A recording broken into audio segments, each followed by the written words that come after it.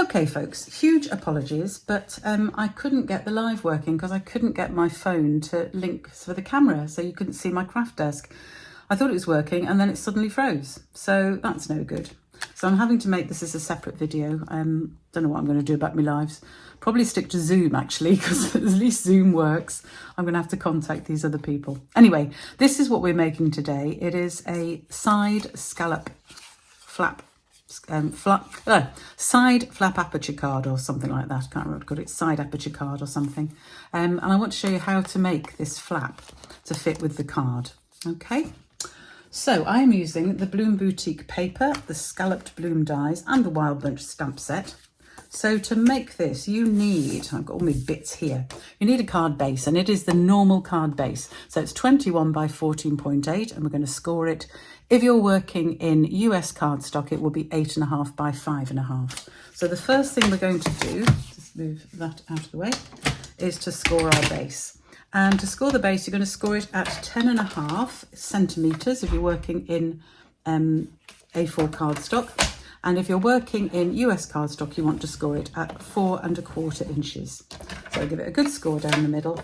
And then my little tip for making sure that when you fold it, it's exact, use your trimmer top, put the one edge of the card up, fold the other one over so it's butting up against there, and then you can give it a really good burnish and know down your score line and know that it is a beautifully, can you see how there's no overlap at all? It's beautifully folded and beautifully straight.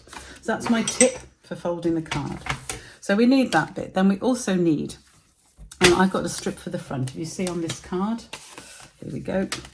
I've just got a little strip of DSP, and the cardstock I've used is 1.5 inches if you're working in inches, 3.5 centimetres for centimetres by 14.8 centimetres or by 5.5 inches, depending on what you're using. And the strip is just slightly narrow. It's the same length, 5.5 inches or 14.8 centimetres, but it's now 3 centimetres wide or 1¼ inches wide. And then you've got a little gap at the side, and that is going to fit here. So we're going to cut, can't speak today either. We are going to cut the scallop out of the other side. So what I've also done is I have got a couple of pieces of card. I've got one for my image and one for my sentiment. And I also have got another strip of DSP, and you want this to be around 0.5 centimetre or just over 1 cent, I'm really struggling today. Just over 1 centimetre wide or around 1/2 inch wide, something like that. And that's going to cover up the mechanism that we're going to use. So I've already done some of the cutting, so I am going to do the rest. So for these, you'll see with these dies, some of them have got a nice sort of patterned edge and some of them haven't. So I'm using the second biggest die to cut out my half piece from here. And I'm lining it up so that 2 points go. So it's not quite half because this doesn't actually line up exactly. So I'm going to cut it out on this piece, as you can see, using that. I'll show you what I mean.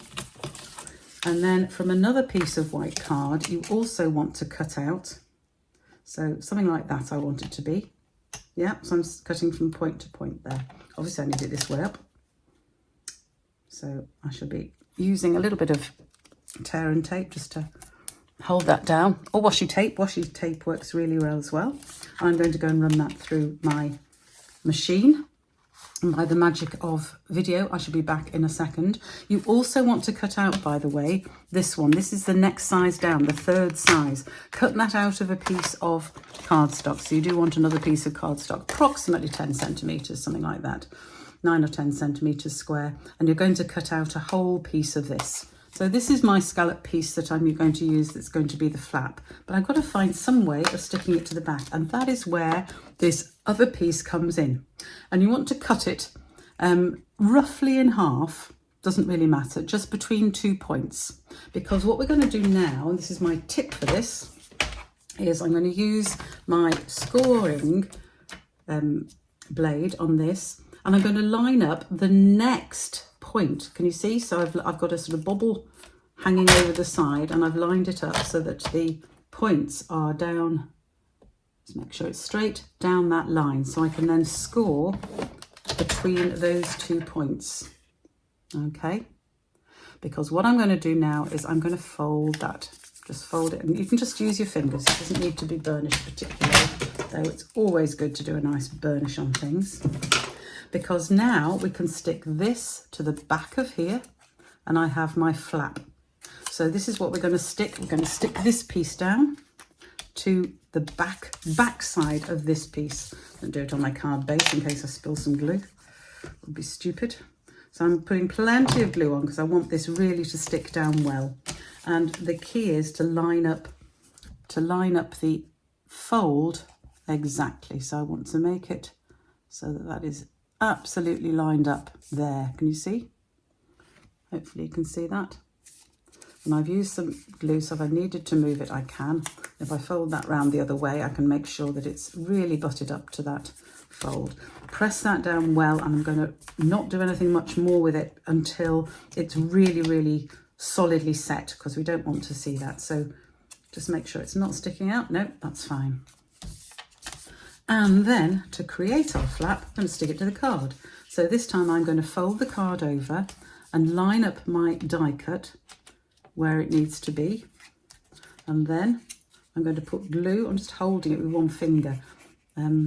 If you're cleverer than me, you can probably do it without. And then I'm going to close that again and make sure it's lined up so it sits exactly in the aperture where it was, and then stick that down. And that gives us our flap. How good is that? And to cover this piece, because I didn't like that sticking out, I've cut this. This is why we've got this thin piece of DSP. So I'm just going to put some glue on that, and then we can put it on top. So it's hiding that piece where we've put it over. So I'm just going to move it up so it's against the edge. There we go. And you can see how that just covers my flap so you can't see it. Okay. Bit of glue on there, but it won't matter because that's going to be covered up with an image anyway. So from then on, it's just a matter of sticking things together. So we can stick these bits together.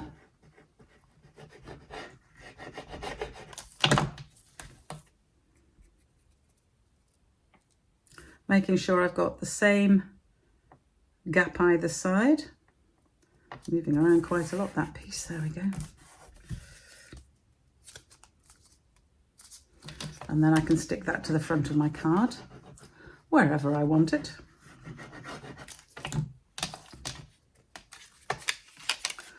So I'm just leaving myself a bit of a gap just to have it there. So I've got a little bit of a gap at the side, then I've got there. And then it's a matter of doing some stamping and putting the rest together. So I have got a thank you for what you do is what I'm going to use as my sentiment. And I've used hydrangea hue there, so I'm going to use hydrangea hue for my sentiment. Thank you for all that you do. And I don't really want it to fill this because I shall trim this down, but this is just my scrap that I'm stamping it on. Ooh, stuck to my finger. Wants to throw itself off there. There we go. Got some Peaceful Pine because I'm going to use the leaf from the Wild Bunch stamp set. That's this one here, that sort of sprig, just because I'm using the koala today. So I just want something for him to lie on, if you like, or to be standing on. So I'm going to use this just on the base. So I'm going to put it on my flap. So I'm going to open the whole thing up. And then we're going to have it across the base here. So we're going to have a couple of bits of leaf like that. Then I'm going to turn it round and put some underneath as well. On my first card, you'll see I cut a separate piece and made a sort of bale thing with the bale for him to stand on with the sort of scribbly squares that are part of the stamp set. I nearly put that on top of there and hadn't cleaned it. Luckily it hasn't. Right. So that is that. Put the stamp pads away. So now I'm going to stamp my image. And we're going to stamp it in Memento because I'm going to colour him in.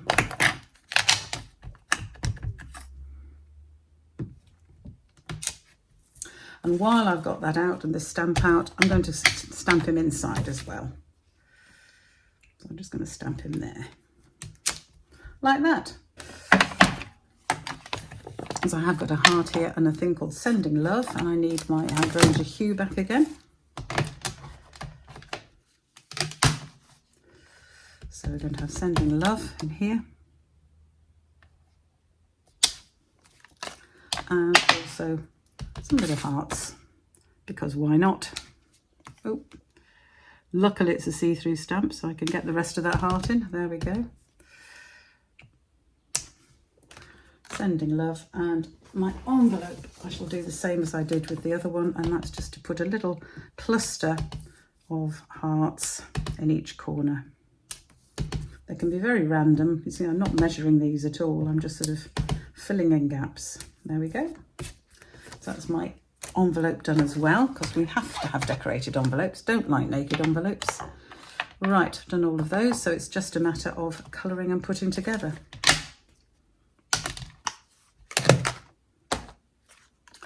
So I've got my blends here, and I've got grey granite, crumb cake, and I've got dark Barely blush, because I think his nose could be like that. Although, yeah, I could do it in grey granite. Perhaps I'll do it in crumb cake, we'll see. Right, so I'm going to use my light one first, and I'm going to use the brush end, because we're going to fill in the most of this little koala here. Not his nose. I think we'll do his nose in crumb cake, actually. So I'll just do this fairly quickly, and I shall rush through the video, because you don't need to see me sitting colouring. If you do want to see it, then by all means.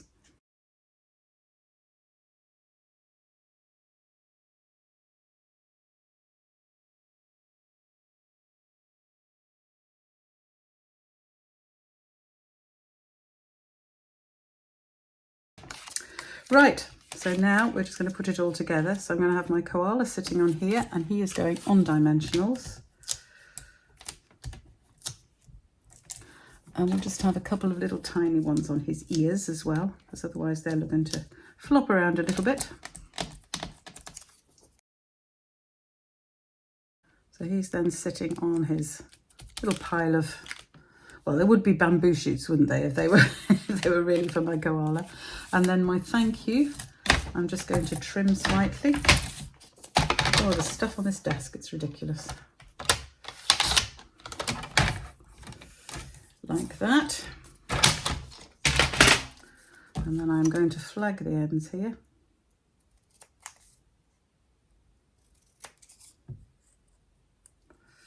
Just do this by eye for speed. And that's going to sit across there. And we can use this to just hold down, I might have actually put him either side of my koala, to hold down the flap. As you can see on this one, I've just used it to hold down the flap a little bit, which I rather like, just to help keep the card closed. But I am going to place it on a little piece of, didn't talk about the scrap of, what is that, hydrangea hue that I've used for that. So let me just get that.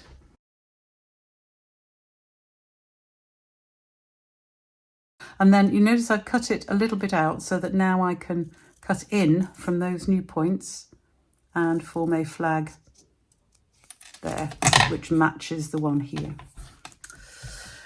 So there is my sentiment, and this is going to go on flat because I want it to help hold down my flap here.